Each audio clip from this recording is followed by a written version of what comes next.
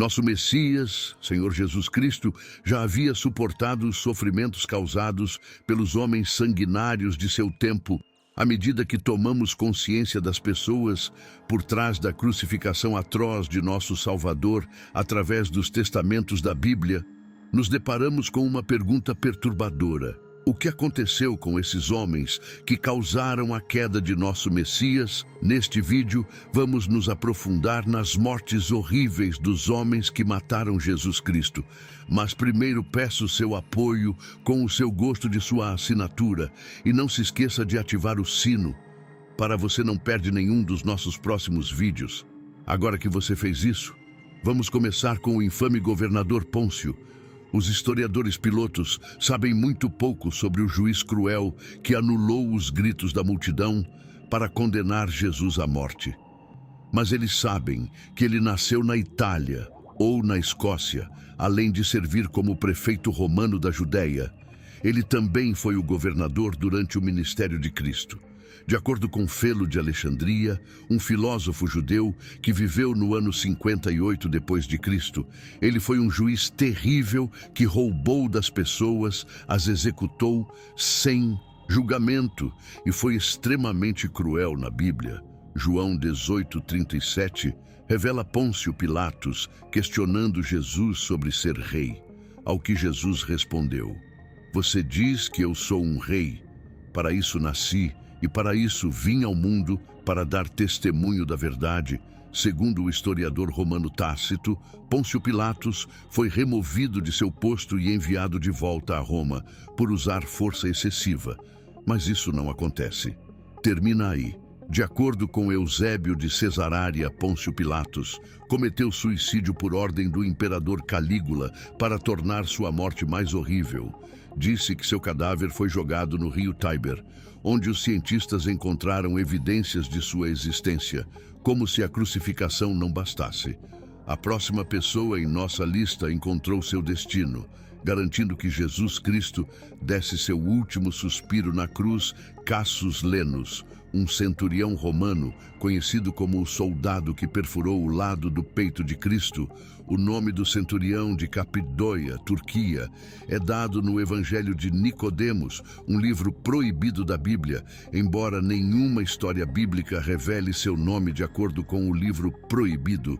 Ele se tornou um cristão devoto depois que sua visão foi prejudicada pelo sangue e água de Cristo que espirrou em seus olhos devido à sua nova fé.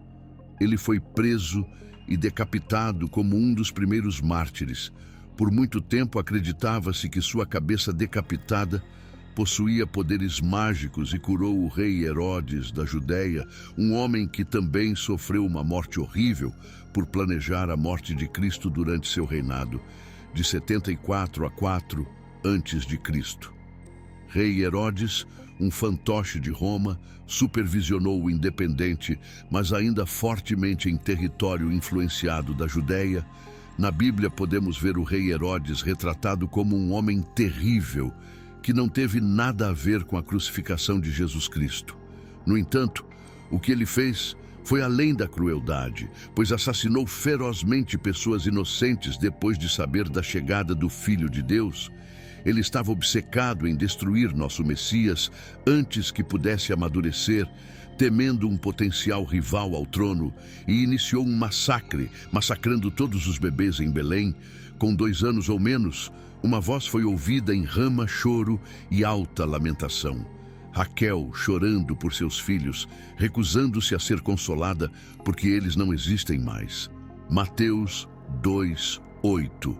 A crueldade do rei Herodes vai além de matar aqueles que estão longe dele, pois ele também liderou o assassinato impiedoso de seus 3 filhos e uma de suas esposas. Você pode perguntar o que torna sua morte digna de um lugar em nossa discussão. Os especialistas acreditam que ele morreu de complicações relacionadas à agonia ou insuficiência renal. De acordo com Ian Hammond, da Universidade de Washington, a evidência está nos relatos dos últimos dias do rei Herodes. O rei sofria de coceira intensa e dores intestinais. Tinha dificuldade para respirar, suportava convulsões frequentes e sofria uma infecção em seus órgãos genitais. Com a gravidade de suas ações, você poderia dizer que ele merecia uma morte ainda mais horrível por matar bebês inocentes apenas por medo de ser superado, passando para outro homem que sofreu uma morte horrível nas mãos de seu parente, o imperador Tibério. Enquanto Tibério governava Roma de 14 a 37 depois de Cristo, os evangelhos nunca afirmaram que ele teve algum papel no planejamento do assassinato de Jesus Cristo. Pode não parecer importante agora, mas 2000 anos atrás, a Judéia estava muito distante dos assuntos de Roma. Isso significa que aqueles que tinham alta autoridade em Roma naquela época não estavam informados sobre o que estava acontecendo na Judéia. Como resultado, Pôncio Pilatos teve facilidade em prosseguir com a execução de Jesus Cristo por muitos anos após a morte de Cristo. Os imperadores de Roma permaneceu no escuro sobre seu destino infeliz. Você poderia dizer que sua ignorância também causou a morte de nosso Messias.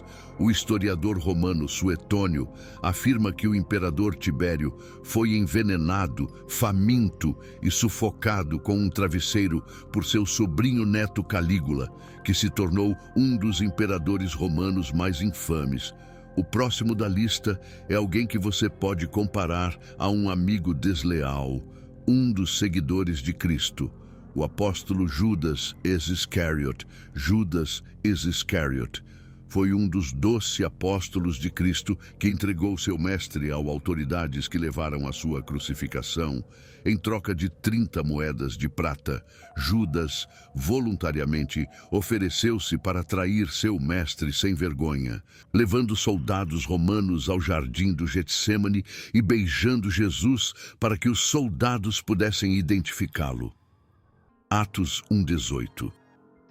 Ora, este homem comprou um campo com o preço da iniquidade, e caindo de cabeça, rebentou-se ao meio, e todas as suas entranhas se derramaram.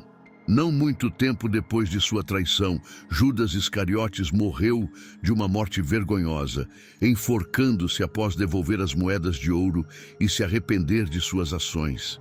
Disse que seu corpo pendurado passou por uma decomposição horrível, com suas entranhas quase explodindo. O próximo traidor da divindade também é um dos discípulos de Cristo, o apóstolo Pedro. Embora a traição do apóstolo Pedro a Jesus Cristo não tenha sido tão grave quanto a de Judas Iscariotes, ele ainda desempenhou um papel enorme na queda de Cristo. A história do apóstolo Pedro já é bem conhecida por muitos de nós. A história de como ele negou vergonhosamente seu mestre 3 vezes enquanto Jesus era perseguido. Quando uma serva perguntou sobre sua relação e quando outras 2 pessoas perguntaram se ele estava com Jesus, Pedro não hesitou em trair o divino. Embora tenha se arrependido e lamentado suas ações mais tarde, ele continuou a negar Jesus nos momentos mais cruciais antes de sua morte. Mas como você acha que o apóstolo Pedro encontrou seu fim? Bem, não é tão diferente de como Jesus Cristo morreu. O apóstolo Pedro foi condenado à morte por crucificação pelo imperador Nero em Roma, no ano 64 depois de Cristo, com a intenção de replicar a morte de seu Salvador.